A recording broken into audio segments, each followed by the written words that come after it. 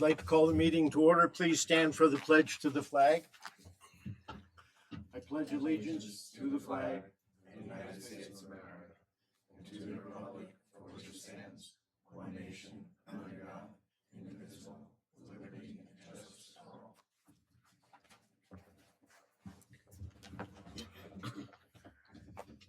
First of all, I'd like to thank all of you for coming. It's nice to see people in the audience and see that there's interest in what's going on. That's a good thing. We have a couple of small items on the agenda first, and then we'll go with our large FIMP BECD item after that. The first thing on the agenda is the Mill Road, Potunk Circle landscaping proposal. The board has seen the plans in the trustees room. Dragonfly has offered to take care of that circle and re-landscape it as long as we pay for the plantings. The plantings were extensive, let me put it that way, in my mind. I spoke to a couple of board members, and one in particular said she would like to get some other prices first.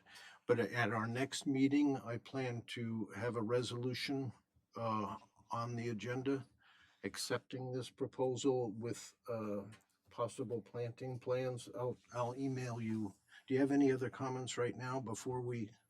Yeah, that's I move forward, more I want Chris? to look into with the circle before we change the landscaping on it.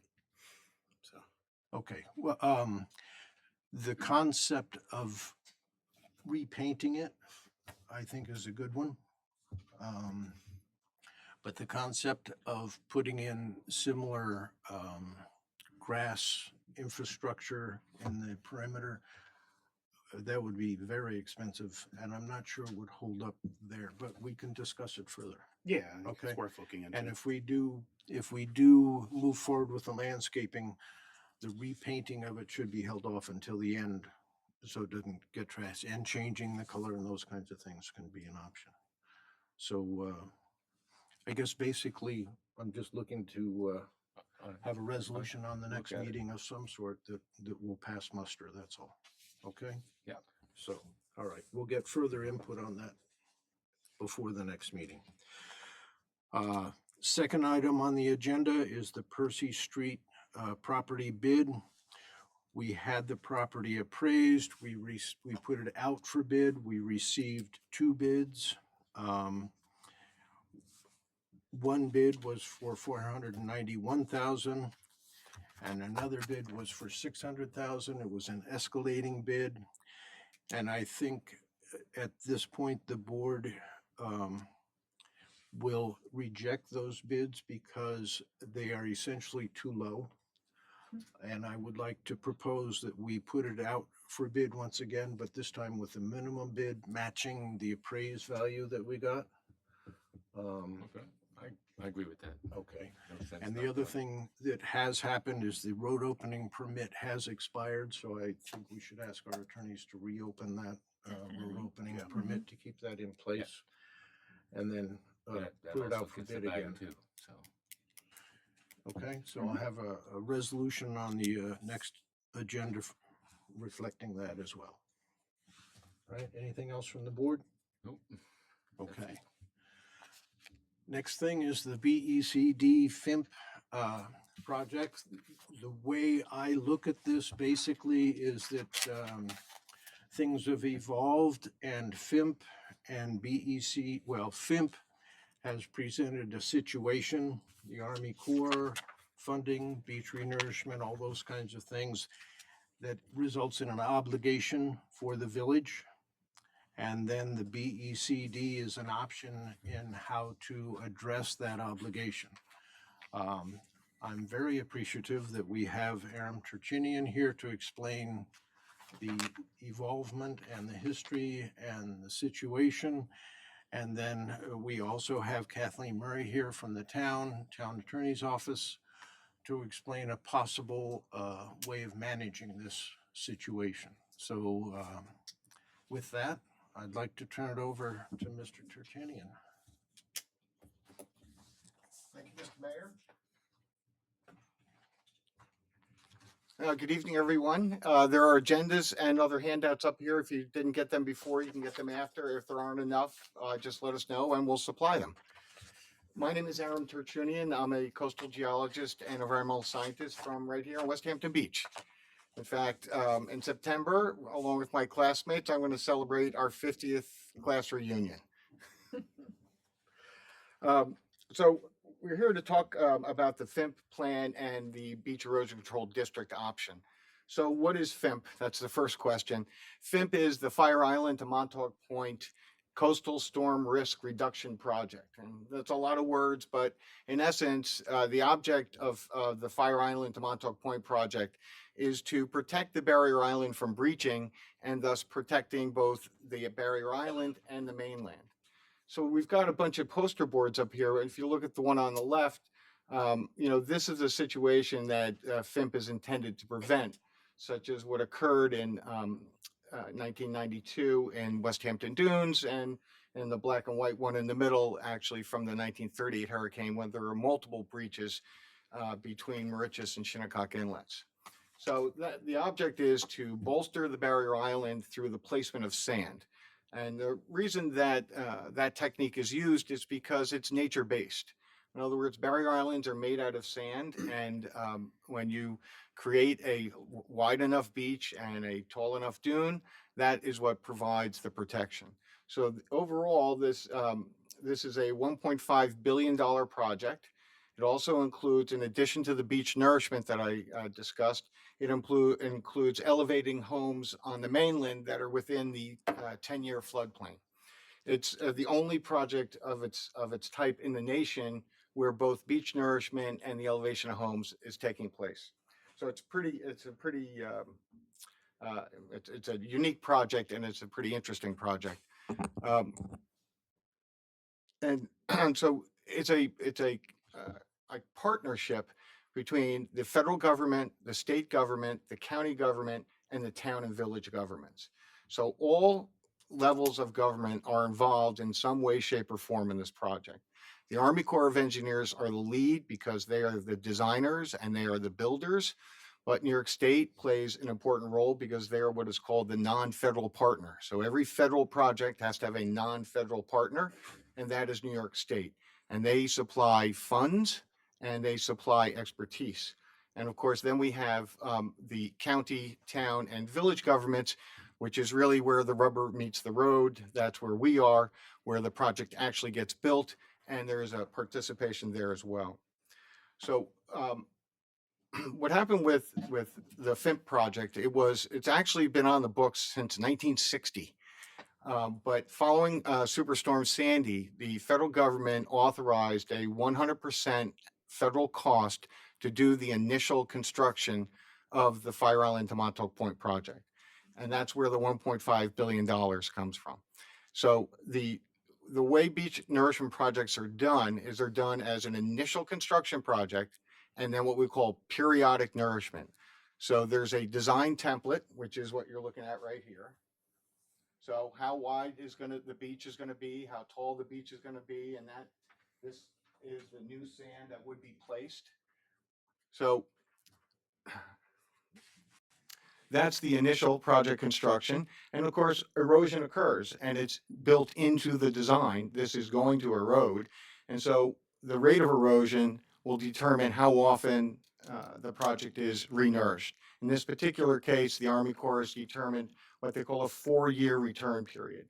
So every 4 years, if it needs it, it's all condition based. If the beach is doing great, they're not coming. It's so if it's all condition based, if in 4 years it needs it, they will then come out, do the surveys, design the new project, and come replace and replenish the sand. And that part of the project is guaranteed for 30 years. And that particular agreement is called a project participation agreement. That particular agreement was signed just last week with New York State and the U.S. Army Corps of Engineers. So not only is the 100% federal part of the project, which is the initial construction, but the 30 years of follow-on nourishment has now been agreed to by the federal and state government and through sub-agreements with the county, town, and village governments. So that's what brings us here today. Well, before we get into that, I just have these other two boards up here, and there's more detailed handouts. Um, the thing I want to stress in looking at this is, the barrier island is a chain of protection that runs along the South Shore, and we are part of that chain. And so um, that is the context within which we sit. And I think it's important to understand, just like we learned a long time ago, the weakest link is the one that's going to break, and that's why we want to make sure that our barrier island is at least equal to, if not better than, the other ones. But the 30 years of follow-on nourishment becomes with a local cost, and the way that that is structured is that the federal government pays 50% of all the follow-on nourishment. The state government pays 35% of that, and the local government, whether it's the county, the town, or the village, pays 15%. So that is the obligation that the local governments take on in order to get 85% of the project paid for by the federal and state government. There's a 15% participation. But really importantly, in the event of a major storm, for example, if another Superstorm Sandy came, the federal government will come and at 100% federal cost, they will rebuild the project to its original design standard. So this is a truly important part, and this is something that is something that is proven to be done. For example, it's not, oh, that might happen. It's called Public Law 8499. So this past winter, if you were reading Newsday, there was a lot of erosion on Fire Island. And Fire Island is part of the FIMP project because it's Fire Island to Montauk Point. And it dropped the level of the project below the standard to a significant degree. And they invoked Public Law 8499, and the Army Corps of Engineers came in and at 100% federal expense, rebuilt the beach to the design standard. So this is an important insurance policy. Once the project is built, and as long as you're part of the 30-year follow-on beach nourishment, then the federal government will come in and rebuild a storm damage project. There's a lot more that I could talk to about FIMP. That's kind of a very brief overview. Does the board have any questions or any points that you'd like me to bring up? Anybody? Yeah, No? Aram, I think you should bring up that though the federal government would accepts the responsibility in a big storm event, the money, the 15% has to be paid for like normal renourishment. Because there really is an obligation that's continuing that would not be picked up by a Superstorm Sandy. Right, so that's a good point. So let's say we have a very nice 10 years and there aren't any big storms, but we get normal background erosion. And in year 5, the beach has eroded to the point where it needs to be renourished again because it's below standard. That is a regular nourishment, and for that, there would be a 15% obligation. If 2 weeks after that happened, there was a giant storm and it eroded the beach below standard, then the federal government would come in and rebuild it at 100% federal cost. But they're separate items. And what we're talking about here is the separate item of renourishment and the financial obligation of the village to fund that, right? That's correct. So that's what we're here to discuss today. I don't know if we want to take questions on FIMP now or let Kathleen go through the BECD and then do everything at the end. What's your pleasure? If there are questions about FIMP, I think we should address what we're trying to, what obligation we're trying to fulfill first. So if anyone has a question for Aram, would you please come up to the podium, because we are recording this for the people that are not able to attend. So we would like them to be able to hear your question. So please come up to the podium, ask your question, and then Aram could respond if that would be all right. Go ahead.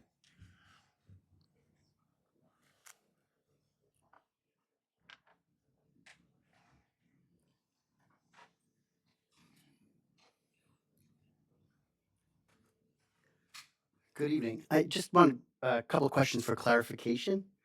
So this is a voluntary participation program, or are we obligated to participate in this program? We are obligated to participate in this program. The Board of Trustees passed a resolution early on to participate because we didn't want to be left exposed. So yes, it is an obligation. And then the other question is the 15% match. It was a little unclear to me about, it said, I think you said something like it could be the county, it could be the town of Southampton, or it could be us. Are we exploring that division of labor, or is it just us? Within the village limits, it's us. And within the town limits, if it's not a village, then it's the town. And Suffolk County, like Cupsog Beach, for example, that's a county obligation because it's a county beach. There's a portion between West Hampton Dunes and West Hampton Beach that's a town. So anything within our village barrier With our- boundaries is yes. us, and then anything outside goes to everybody else. But there's Exactly. no, The way- get there's their no fair- ability to get the town of Southampton or the county to pony up some of that 15%. No, The way it that's- works, can I interrupt? Sure, go The ahead. way it works is the 15% is divided among West Hampton Beach, Quogue, the town of Southampton. So we have a portion of that 15%. Oh, so the whole 50% isn't us. Not, it isn't ours. Okay. So we have a portion, Village of West Hampton Dunes has a portion of it as well. So there are different portions of that. Our chunk, I don't know how much it is, Aram could give a better estimate, but we have a chunk of the 15%. Okay. Yeah, I mean, it just, I think, useful to all of us to get a better Right. understanding of that. Certainly. Thank And you. it's only if our 15% needs, I mean, our portion needs renourishment, then we pay 15%. If No, we don't, I don't think, West Hampton Dunes. we don't pay that's- we don't pay. 15%. Well, We pay up to our portion. right, The right, whole 15% is divided correct, among the other, right, us and the other municipalities. That are getting the replenishment, What? right. that are getting the replenishment Correct. also. So Right. they're also, like, you would, the project would occur not just for West Hampton Beach, but a few municipalities together, they would do that at the same time. So that's what they're saying is that costs would be divided because Quogue may need replenishment at the same time that we do, and they're gonna be here anyway with the mobilization, so that's why it's the same time. Yeah, Brian McCarthy. This is really a question for Aram. The village has a good portion of the beaches already in pretty good shape. Because of the jetties. Did the Army Corps, and they're doing their, cost analysis, the cost has to, the benefit has to be greater than the cost. Did they take that into account in the village? In other words, can they come back later on and say, your beach is better than it should be? Okay, I'll try to answer that. Okay. So the way the benefit cost analysis is done is they're looking at avoided damages. So any damage that would be avoided by a flood of a particular level. In this case, it's a 1 in 44-year storm. So the design of the beach and the dune is designed to withstand breaching during the 1 in 44-year storm. So the benefits accrue as a result of the beach being wide enough and the dunes being tall enough to withstand that type of storm surge. So they can't really take those benefits away from us. Once they're locked in. Once they're locked in, they're Okay. ours. All right. So then the next question is then allocation of the 15%. West Hampton Beach is in better position in terms of beach erosion, and we're going to have to the trustees are going to have to reach an agreement about allocation. The allocation seems to be we're in better shape than a lot of the other beach communities, and that should be taken into account in the allocation. I also think that, and correct me if I'm wrong, but we're only gonna be charged for the amount of sand, right? Correct? That we actually use. Yeah, I think that goes to Brian's point is that because we are in better shape, we won't need as much sand, and therefore we won't have to pay as much. There you go.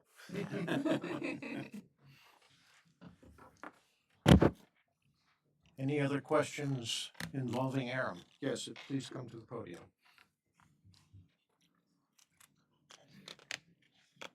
Good evening, everybody. My name is Joe Makis, and incidentally, my mother was in West Ham Beach during the 1938 hurricane, and it hit West Ham Beach, okay? And Main Street was flooded and everything like that. That's incidentally. But my question is, you're talking about the 15% the village would have to pick up.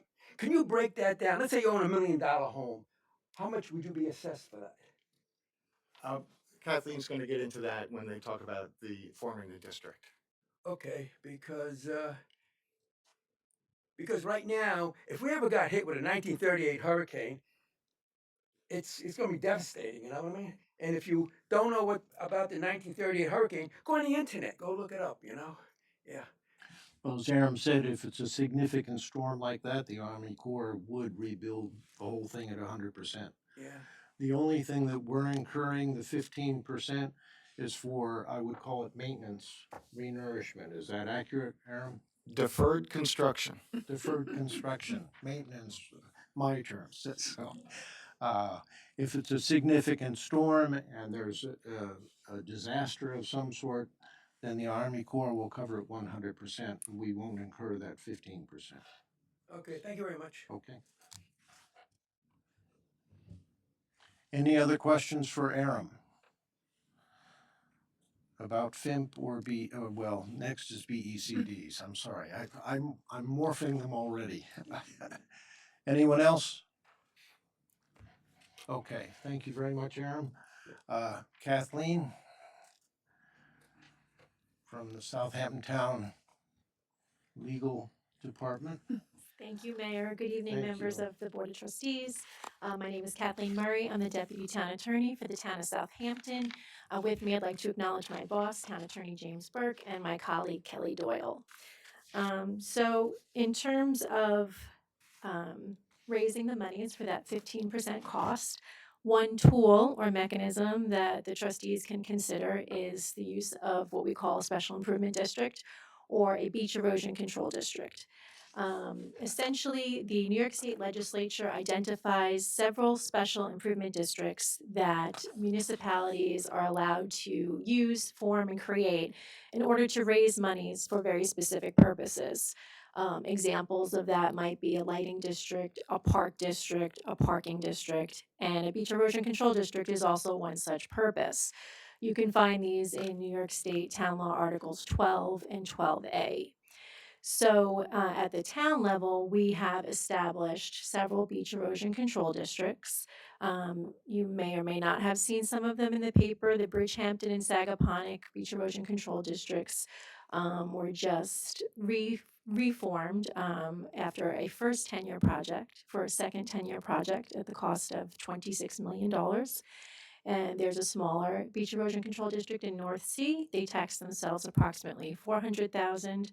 And there's a Tiana one that is just no large construction project, so it's much smaller. So in terms of wanting to use this tool to raise that 15%, it's basically something that the town is authorized to do, but the village is not. So the village trustees would have to pass a resolution if they were so inclined to authorize the town to form that district. And at that point, that resolution would be subject to a vote, a referendum, if it was so inclined. And then thereafter, that process would be turned over to the town. And that's where myself and my colleagues, town comptroller, the town assessor, continue to work with Aram and the village board to establish that district. So I can oversimplify it and tell you that there are 3 steps in the forming of any special improvement district. The first step is the creation of a map, a plan, and a report. And basically that map, plan, and report is your engineering design. So much of that has already been determined by the FIM process. But that's going to be specific engineering plans that discuss what that project is going to look like, the boundaries of what that project is going to encompass. So what are the boundaries of any beach erosion control district? That is something that we will take our guidance from the village board on. We will not be the ones to make that determination. That's a policy determination. So who is going to be part of that payment district? And the map plan report will identify that. And then most importantly, of course, the map plan report is going to identify the overall cost of the project and that engineering design. And then more specifically, exactly what that cost would look like for each property owner within that district. We propose that any tax would be based on an ad valorem basis, which is your assessed value. So usually we get a tax rate from the assessor and the comptroller, and then we tell you how much that tax rate is per usually typically $1,000.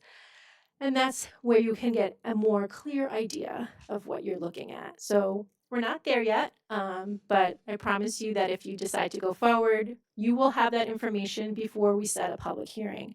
The second step is that public hearing, and that's your opportunity, if you are within those district boundaries, to be heard on any aspect of that district formation, including, most importantly, how much that cost is and what that might mean to you. And the third step is a resolution, assuming it gets that far, authorizing the creation of the special improvement district. That resolution is subject to a permissive referendum, which is to say, if people within those district boundaries are unhappy about that district formation, they can challenge it. And then it can go to a vote for everybody within those district boundaries to say yes or no as to whether or not they want to tax themselves for that improvement. Couple of extra pieces here. We would have to get approval from the New York State Comptroller's Office for the establishment of a beach erosion control district. And basically, the state comptroller has an application where they're going to look at the affordability of this tax and what it means for each property within the boundaries of that district. So there's a good deal of information we have to provide them. Oftentimes they'll come back with questions, but essentially they're looking at affordability. And of course, that also depend on the bond. What's the bond rating at the time? What's the interest rate on the bond? So that will all be incorporated into that calculation.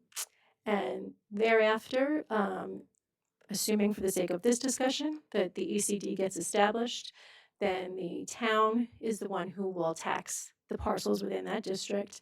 It will show up on your town tax bill. It will be a line for let's call it the West Hampton Beach Erosion Control District, should that happen. And then you'll be able to see exactly what that cost will be. But again, we do work very hard when we're forming these districts because we do appreciate that you are taxing yourselves. We work very hard to identify as best we can what that value will look like before we get to public hearing. Does the board have any questions? Anything I can clarify? Not at this point. We have, in other work sessions previously to organizing this meeting, we have discussed this concept quite a bit. So the board is pretty well informed. So this is important that we have a meeting in season because we were discussing this over the winter as well. So that's why we put out the mailing and had the meeting during July so that a lot of seasonal residents can come and be aware of what's going on. So primarily, I think at this point, the questions would be from the audience, if any, unless the board has something specific that hasn't been covered previously in the work sessions. Any audience member have a question for Kathleen? Yes, if you come to the podium, please. I'm sorry for the inconvenience, but it's important for the recording that I have a feeling some other people will be viewing.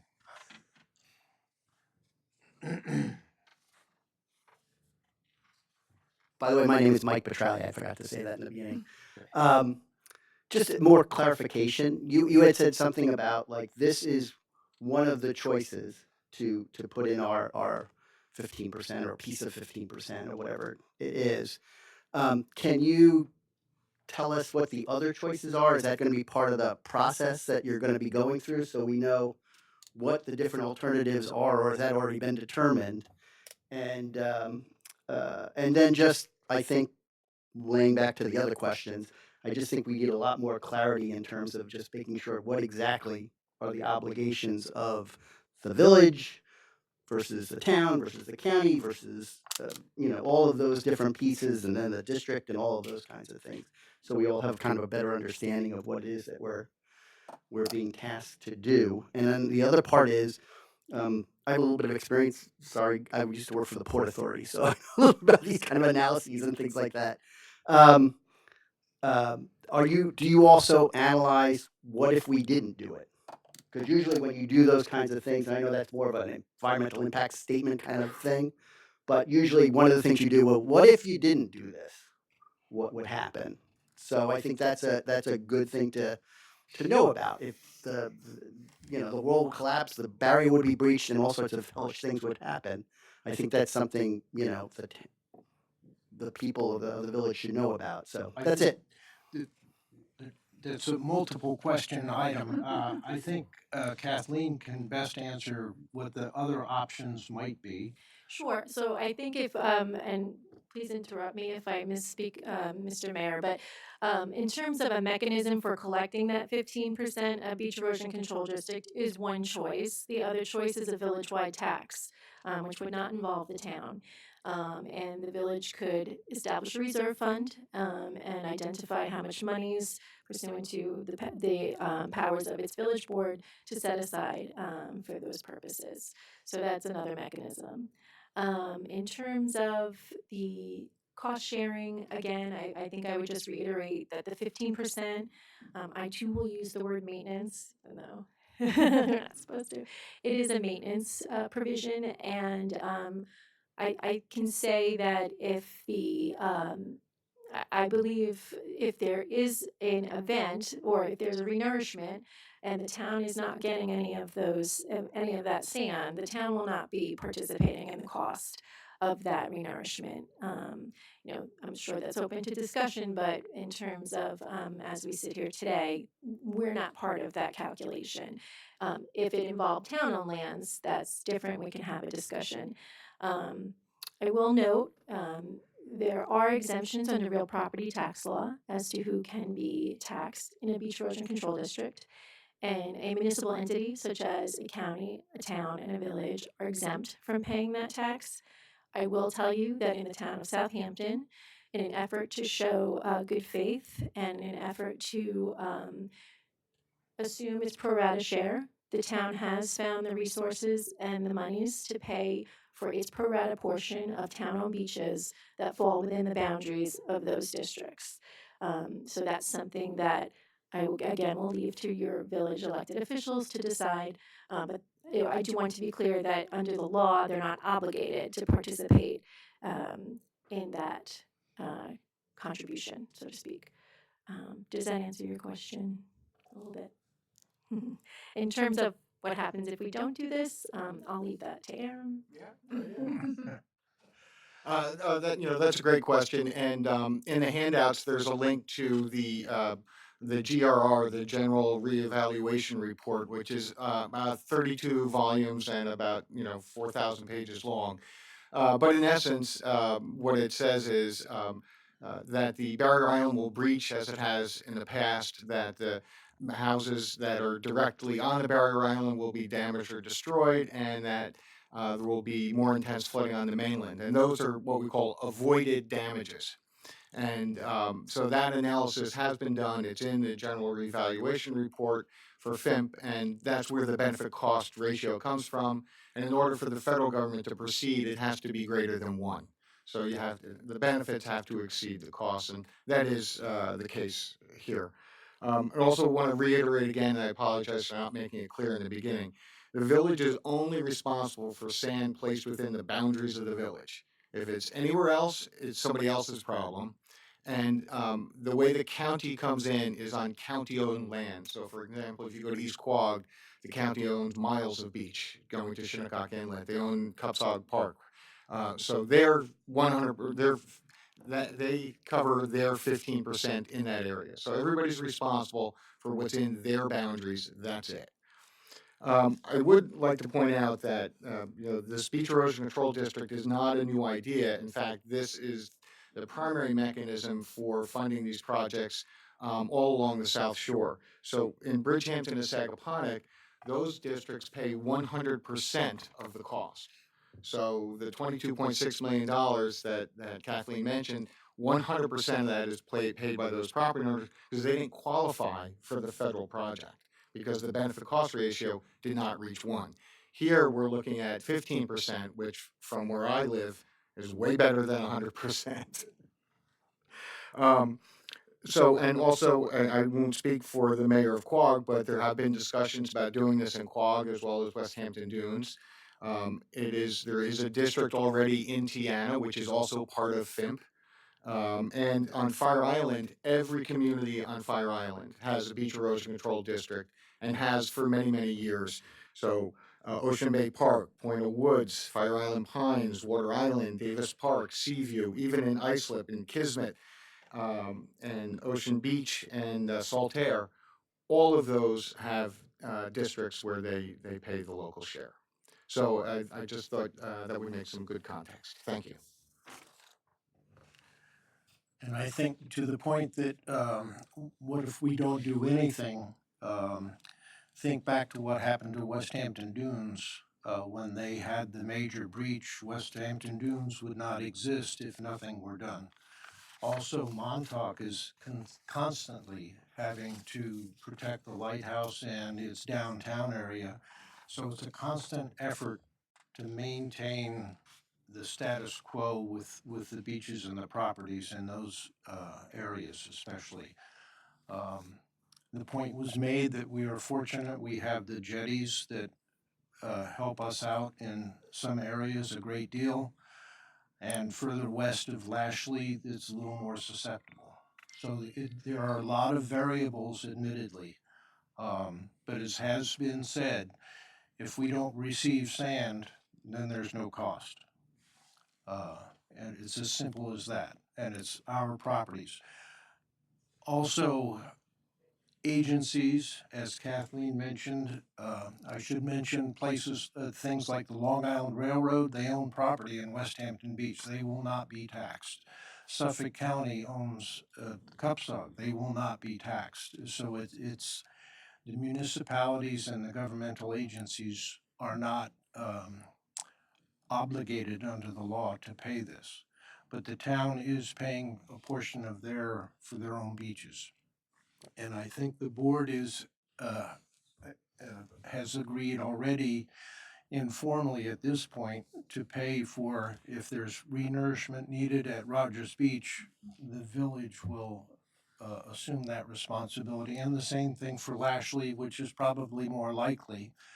The village will assume responsibility for the Lashley Beach renourishment because it's a community resource. So I think we're together in that direction if a beach, a BCD is established. More questions? Okay, good.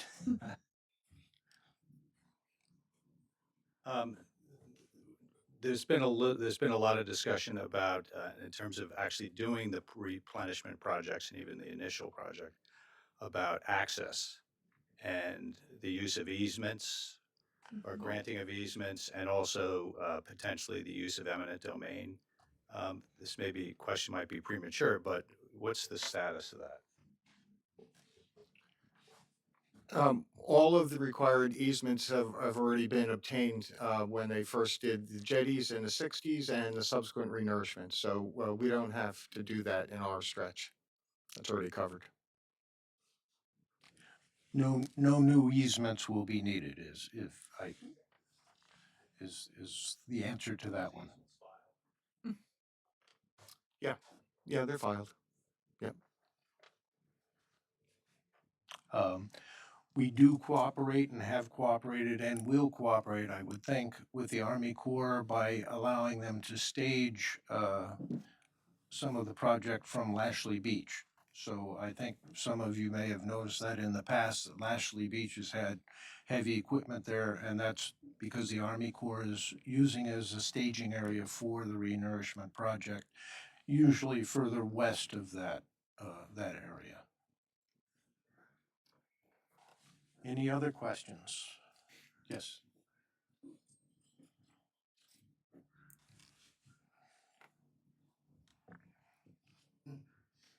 Yeah, hi, my name is Rand Manassi. Are there any special improvement districts like this already in West Hampton Beach? In West Hampton Beach? No. Okay. And is this restricted to the ocean only, or is this also bay properties? We have many options to look into. Okay. In So you'll be that looking regard. at that. So that's yet to be established. Thank you. Yes. One last question. I know how to quantify costs. That's easy. How do you quantify the benefit for each land that you put in the special improvement district to see if it's greater than one? I'm not sure I understand your question. My understanding is that there has to be a cost benefit greater than one. Yeah, it's not on a parcel by parcel basis. It's based on the entire project. Gotcha. Gotcha. Thank you very much. Thank you. That's why we have experts. I don't know. Any other questions from anyone? Yes, please come. I have a broken ankle, so I can't Oh, get up there. talk loud. My question is, you know, we've talked about the taxing of it. Are you going to be pre-taxing it and establishing a fund for this, or are you going to be taxing as a per needed? So is this a, you know, 5 to 10 year out, or is this an immediate tax that you're gonna hand to us? That's a good question. We're kind of talking about that right now. I can tell you in the other beach erosion control districts that we have formed, those have been primarily reactive to storm events or the depletion of a lot of sand in front of homes. So those have been, for example, in Bridgehampton, Sagaponic, they've taxed themselves $12 million up front, and then the construction of the beach is done immediately, and then that bond that the town puts up, that $12 million bond is paid off over 10 years, the life of that bond. Here, it's a little different. So we're talking about what that might look like if we tax immediately or if we get authorization for the bond, but we don't actually call the bond until such time as we need to replenish the beach.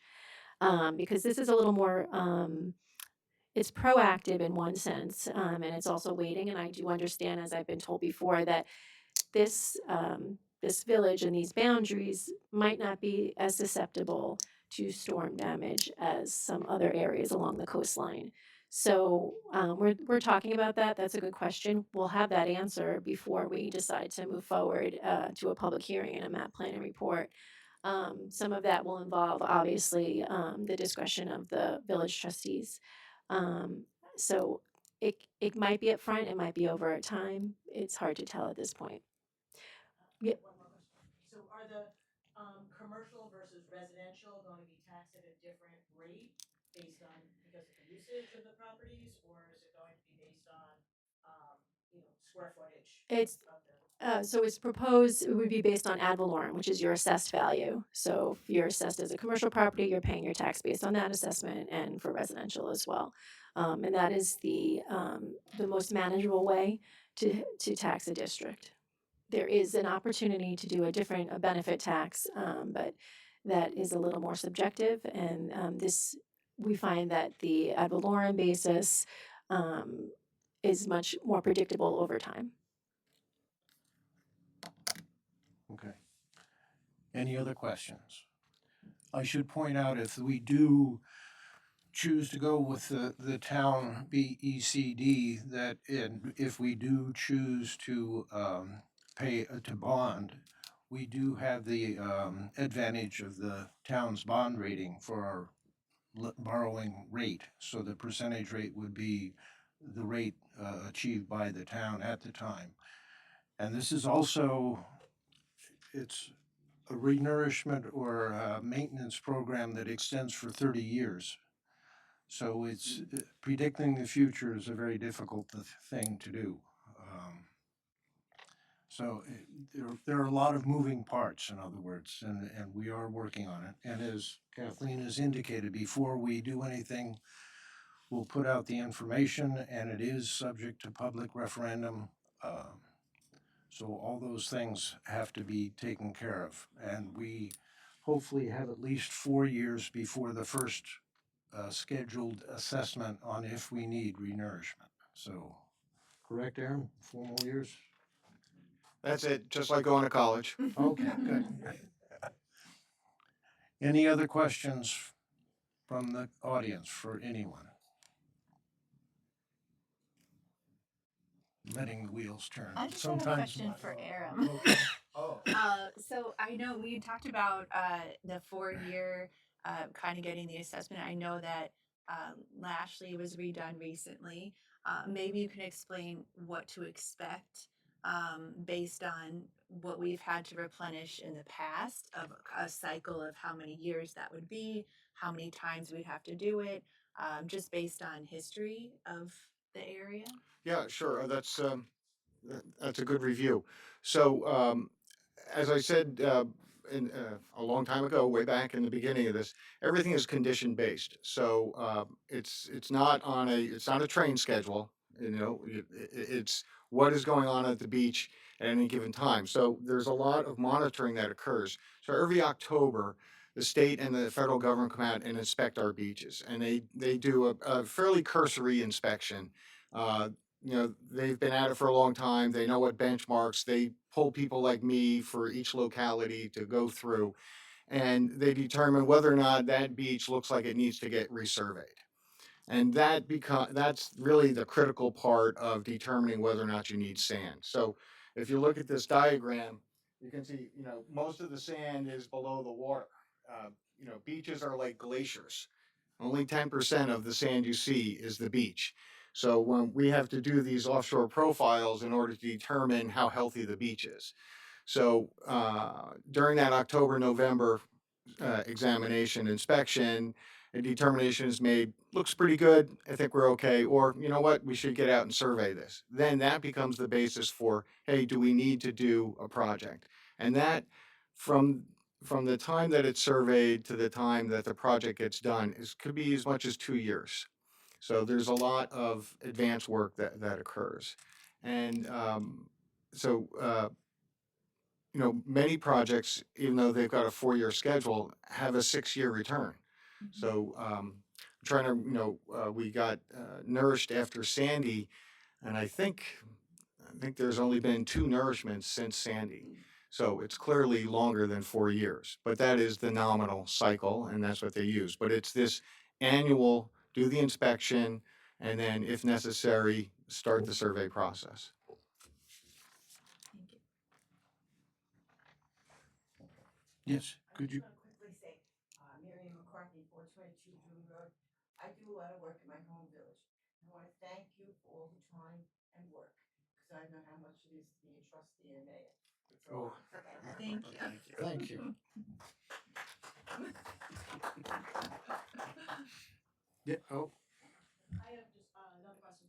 So the way that you're going to establish on who's going to be taxed is the Dune Road area and the floodplains, and you're going to assess it using like insurance kind of outlines, or how are you going to determine?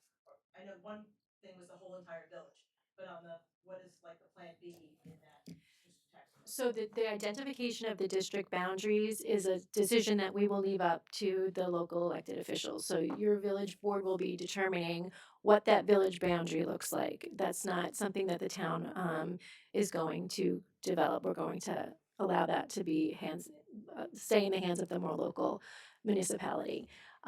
For purposes of this discussion, if it was just the oceanfront homeowners within the village boundaries, then they would be taxed for a certain percentage or a tax rate based on their assessed value. Everything would be based off of your assessed value. Does that make sense? So like, we're not going to be looking at insurance policies. We're not going to be looking at, it's simply assessed value. Does that make sense? Okay. Okay. anyone else? Well, it seems everything is very clear then, so I appreciate your coming, and we will be in touch. We will be discussing this on occasion at work sessions. The agendas are posted every Friday on our website, the Friday before the following Wednesday, so if you keep your eye out. It's very seldom that we spend the money on postcards to mail out to everyone, but we thought it was important for this meeting. Don't count on it happening again. I'm a cheapskate, so anyone else? Okay. Thank you for coming.